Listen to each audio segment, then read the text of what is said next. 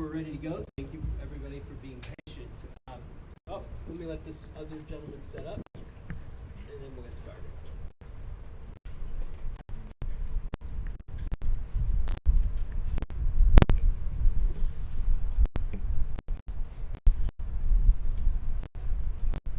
Is everybody good?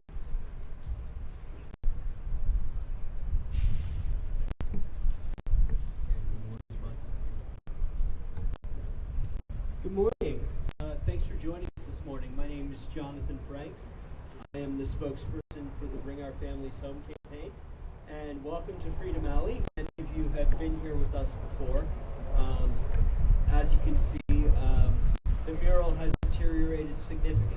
And, we installed it in July of 2022 thinking it would last a couple of months. And here we are in December of 23. So it lasted a great long time. And it's sort of somber and sad as it is for our families to see this taken down today. We're also at the same time announcing that thanks to the generosity of James Corporation, the owners of this building, will be refreshing the mural and more to follow on that in the coming months. So let me start by asking Isaac Campbell, our artist, to say a few words.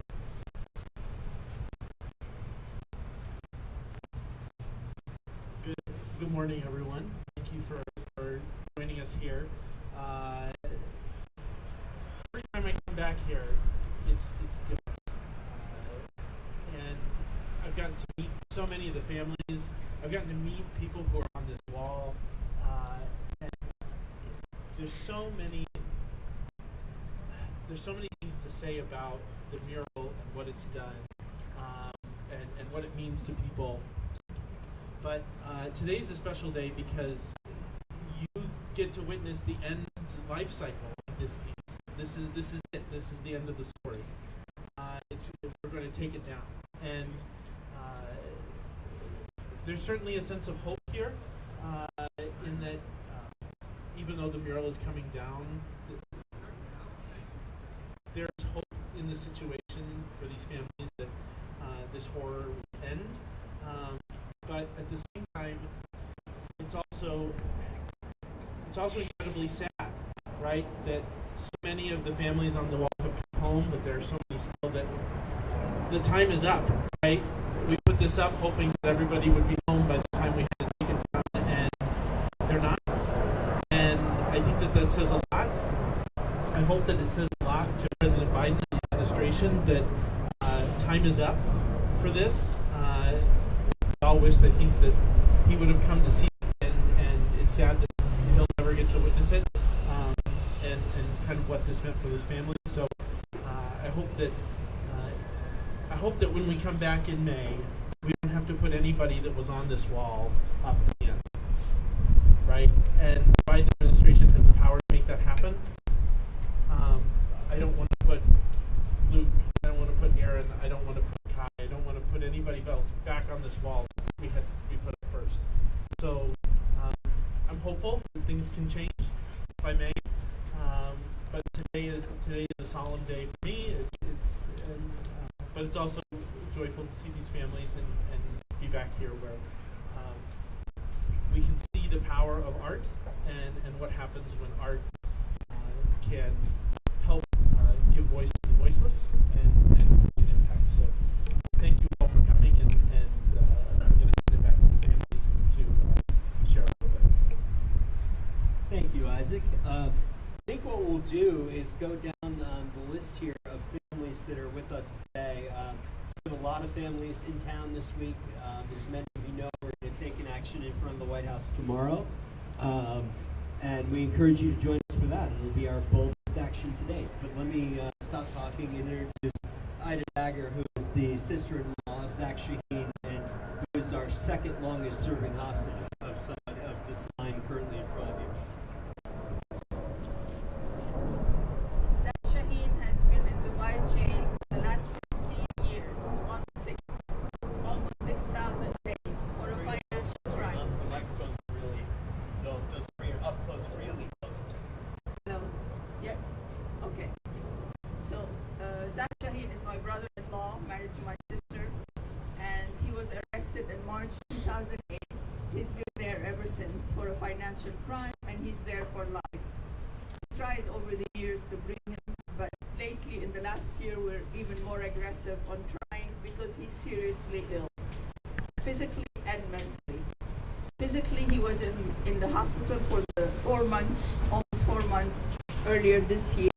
The U.S. government is aware of this. This is why they submitted finally a humanitarian request to the UAE government, asking them to release Zach on medical grounds, so they know for a fact that he is ill. We know that some senior government officials have followed up, but nothing happened since March. Time is of the essence. He's seriously ill. He lost the will to live, so that's the mental aspect of it. The physical, we can name many diseases that he has, including the heart blockage, other veins, digestive system, etc. Mentally, we've tried hard to give him a glimpse of hope, but he lost hope in the last 16 years. He really wants, to end his life. He is at peace, he says. When he calls, he's saying, I'm finally at peace. I just want my life to end. I don't want to stay the rest of my life here. So we are appealing now, although some U.S. government officials have interfered, but nothing happened, and we could lose him anytime. We could lose his life. We're appealing to President Biden, to Secretary Blinken, to interfere. This is an allied country, the UAE. We believe with a phone call they can bring him back. So we're appealing to the U.S. government and to the UAE government, if our word can reach them. To the President of the UAE, the UAE is known for supporting humanitarian causes and initiatives worldwide. This is a humanitarian case in their own country. Just send Zach back home to his family, alive. Alive, not in a coffin. That's all we beg for. Thank you. So Ida actually raises an interesting point that I had meant to go into. Perhaps the only thing worse than being taken in a hostile foreign country is being taken in a friendly one, because it is the de facto policy of the U.S. government to pretend that we have no wrongful detainees in any countries with whom we have friendly relations. So next, I'd like to ask Miriam Kamelmaz to step up. Just keep it real close to the mouth. Good morning. My name is Miriam Kamelmaz. I'm the daughter of Mash Kamelmaz, an award-winning humanitarian, a psychotherapist, a trauma specialist who traveled the world to treat those that had survived worst catastrophes around the world. My father went into Syria. Within less than 24 hours of his arrival, he was unjustly detained at a checkpoint. This was in February 15 of 2017. It is almost now entering the 7th year. On February 15 of 2024, it will be 7 years of not hearing a single word from him. Nothing. There has been no trial, no case. There has been no word from him, no picture, no phone call. He's basically disappeared. He was unjustly detained and gone. We haven't heard from him at all. And I don't know how many times we have to keep coming to Washington and having to stand up in front of cameras begging our U.S. president to do all that he can to give us some sort of reassuring news about our loved one. It's not okay to have to wait nearly 7 years. Looking now at the situations in Syria, knowing how it is in the prison system there, it is very unlikely that he might have not made it. The system there is horrific. People do not come out looking normal. They can barely walk, starving. They had seen misery within those prisons. Not knowing anything about him for nearly 7 years has made it very difficult for us as a family. And I don't know how long we have to keep continuing in this really horrific situation until something happens and we're finally able to rest and say that we know now he's in good hands or he's back home. This is an absolutely difficult as well to remove his picture off the wall, knowing that we might not be able to see him again in real life. Revealing pieces of him it's difficult, but thank God at least we'll be able to put up a permanent one to remember them. I do not wish anybody this type of pain we're going through. It's really difficult. Absolutely horrific. Thank you.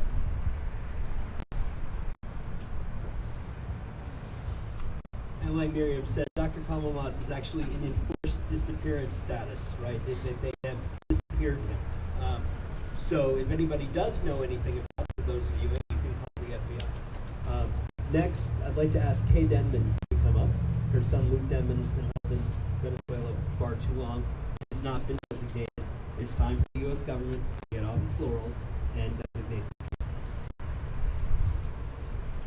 And that's the main message that I would like to talk about is the not designating our boys, Luke and Aaron, as unlawfully detained. We can all look through the standards, the laws of the Levinson Act, and they definitely are under the Levinson Act. City High won't tell us why. They won't tell us who. We just have to sit there and take their information as fact. And with our boys being held, Luke and Aaron, in Venezuela, we know that we can't go down there. We can't have anybody go down there for us. Only our United States officials can do that for us, and they will not. So that's our main plight right now, is to get them designated as unlawfully detained. Anybody that knows Luke and Aaron, everybody just shakes their head and say, what? Why are they doing that? And I just have to tell them, I don't know. So, Mr. Biden, you can talk to us, any one of us. If you just talk to one of us this time of our visit, we'll be thankful for it. We would like you to talk to each one of us, but if you don't have time, pick one. Because we're all here for the same reason, to get our loved ones home. Thank you for doing this for us. Thank you, Kay. And those of you who have been following our campaign, you'll notice that getting the undesignated members of our campaign properly designated is going to be a priority going forward. And Luke and Aaron deserve to be designated just like everyone else. If you think about it, we do not currently acknowledge the Maduro government as the lawful government of Venezuela. So one wonders, as a matter of logic, how it's able to lawfully detain anyone, much less in America. I'd like to also ask Harrison Lee to step up next. Good morning, everyone. My name is Harrison. I am the son of Kai Lee, who has been wrongfully detained in China now for more than 7 years. I really wish I didn't have to be here again, but look behind you. We're all here because we have to be. Because the president continues to ignore us. Because we keep getting the runaround from the people in charge, telling us that our loved ones are the highest priority, that they're doing everything they can to bring our loved ones home. But we've been hearing this for far too long. I mean, this wall is just evidence of that. We put this mural up almost a year and a half ago now, hoping that this would remind President Biden here in D.C. that our loved ones exist and that they need to come home. And look, we've seen a lot of the Americans on this wall and off this wall who've been unjustly detained. They've come home, and we rightfully give the president credit for that. But at the same time, each time we see somebody come home, we wonder, what about our loved ones? When is it their turn? And when the president doesn't respond to any of your uncountably many requests to meet with him, you just start to think, gosh, why are we being treated as second-class citizens?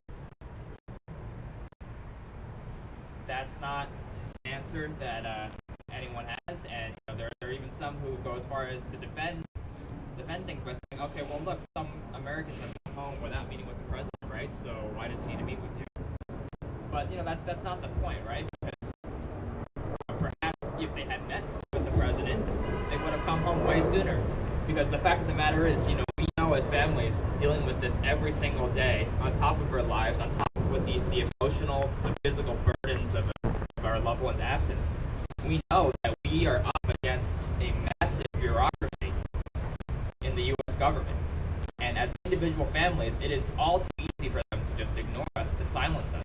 And that's why we've come together as a campaign in the hopes that together we can be just a bit louder and just move the needle so that our loved ones can come home. And yeah, time is not on their side. I mean, all of our loved ones are suffering to various degrees in conditions that most of us don't even know the full extent of, because the information coming out of these places is just, it's not reliable. I mean, my dad is in Chinese prison. All the calls are monitored. He's been threatened for simply asking the president of the United States to do something about his case. So, we don't even know the full extent of what's happening. And, one just, reads all of the stories of the conditions of these places, these awful dungeons and worse, where our loved ones are being held. And, it's just horrific. And, this time of year is always the hardest. It's the holidays. And, every year we hope this is the last Thanksgiving, the last Christmas, the last Hanukkah, the last New Year that you're going to have to spend with your family, and we're all thinking of him or her or them. But, those words not what we need, right? We need action to bring them home, and that's all I have to say. So, thank you for listening.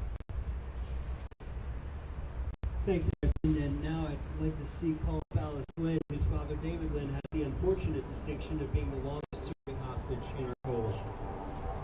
Thanks, John. Good morning, everyone. I'm Alice.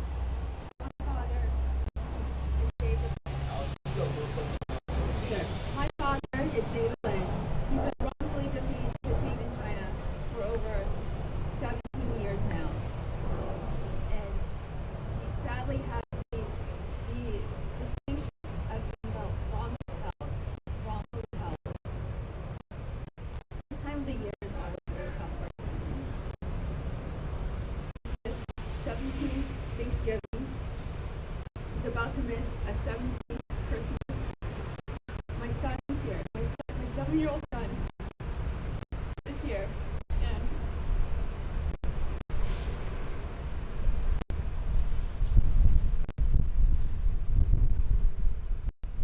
And I want to be able to tell him he's going to be able to see his grandpa soon.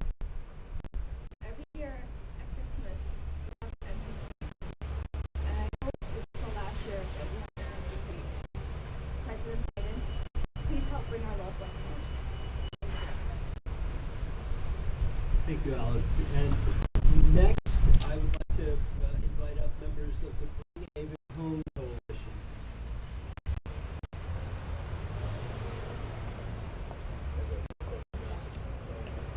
Good morning, everybody. My name is Gladys Uribe. I am here on behalf of the Bring Haven Home Coalition. Avon was my friend and my mentor at UCLA Law School. Avon, above all else, is an amazing son, a wonderful brother, a loving uncle, and the very best friend. Avon is a public defender in Los Angeles who has dedicated his life to serving the needs of the most vulnerable populations in Los Angeles. Avon has been unlawfully detained in Venezuela for almost 2 years. We are a large group of friends and family who are dedicated to bringing him home. We know that these decisions can sometimes be difficult and sacrifices need to be made, but it is always worth it to bring home Americans, and we ask the president that he bring all of our loved ones back to us. I want to say just a couple words about what Avon has dedicated his life to. He's been a county public defender for Los Angeles for 16 years, meaning he has represented the most marginalized, vulnerable communities of Los Angeles as a career, and has been a social justice advocate even long before that. If it means anything to be a public servant in this country, we want our president and his administration to work hard to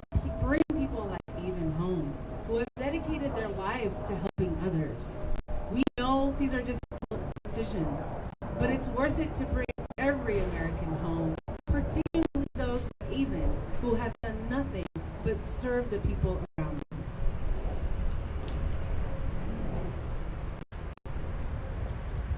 Thank you. I didn't miss anybody, did I? I don't think so.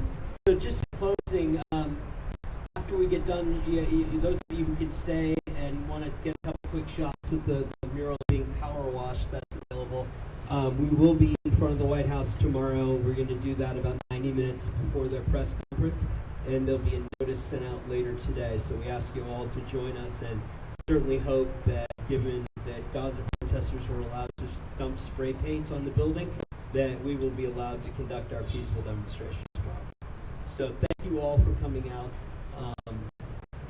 Sort of a somber day for us, but also one of new beginnings. And again, we thank the building owners for their generosity and inviting us to refresh the mural and partnering with us. So thank you all for coming out today.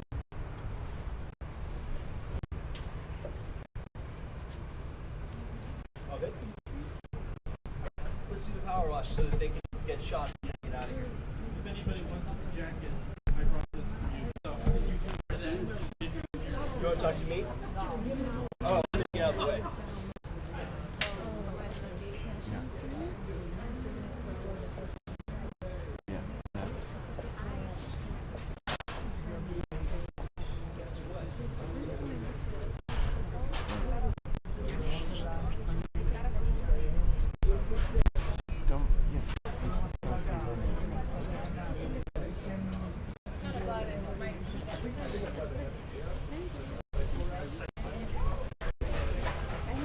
That's a guess. Don't want to get one.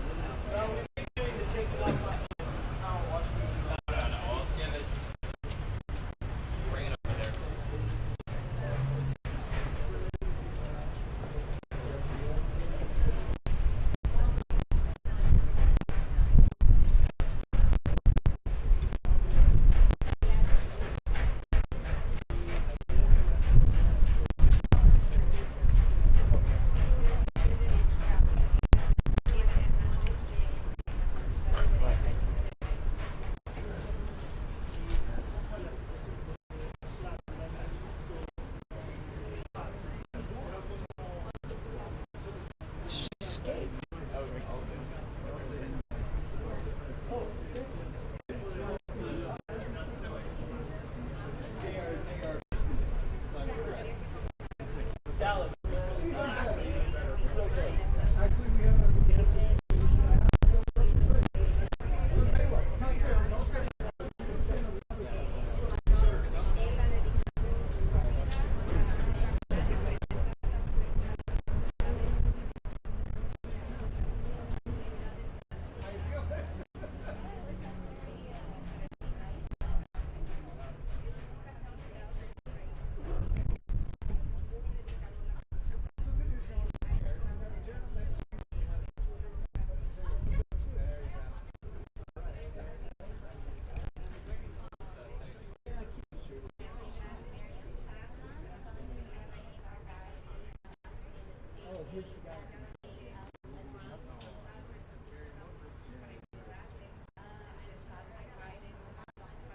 I think you got your power washer back. There appears to be a truck. Yeah, so where's that actually?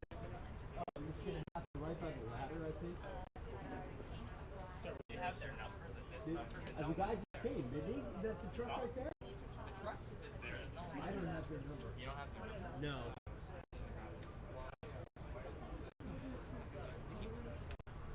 We don't have the ability to turn it on from the car.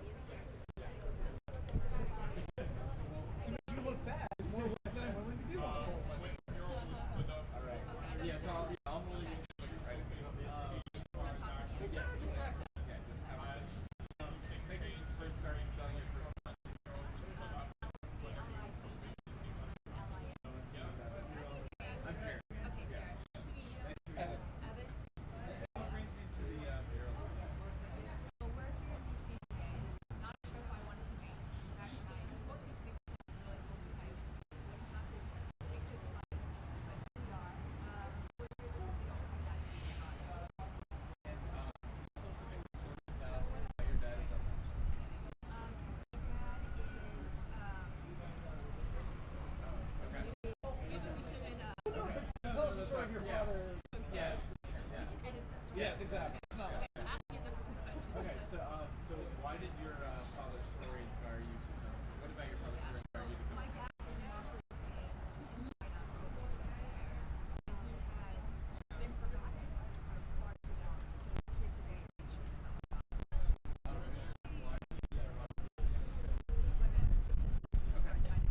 Okay. Understood. When people see this mural, what do you feel like? What would you hope that they take away? When we put up this mural, it was to raise awareness about hospice cases. And we were hoping that by the time this mural was put up, it's a few cases.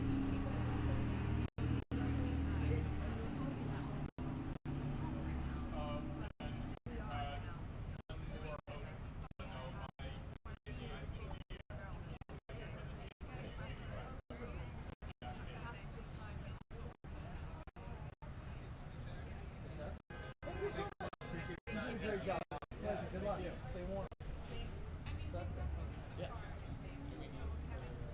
I don't think that's actually power wash, but a little bit of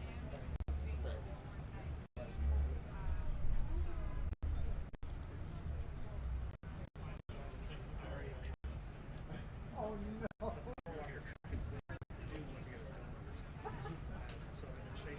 That guy is having I never while we're all screaming his name. So they're just peeling. It's a cool visual.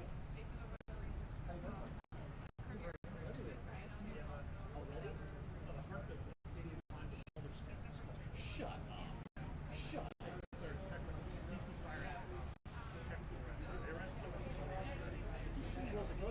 Oh, I don't.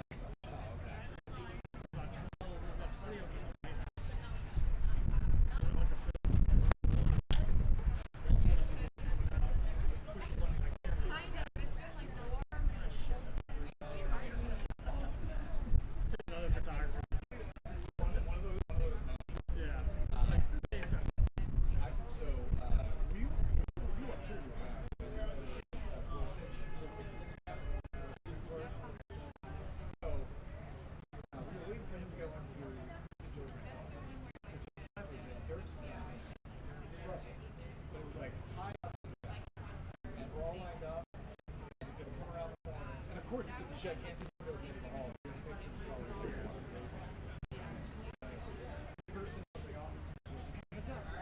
Like this, and I start rolling, and then the guy next to me was flexing. Alright, I'm gonna jostle you. It starts going like this. And so my shot is like, I was so I didn't put any cards in my camera. You gotta be in a video. I almost just threw him.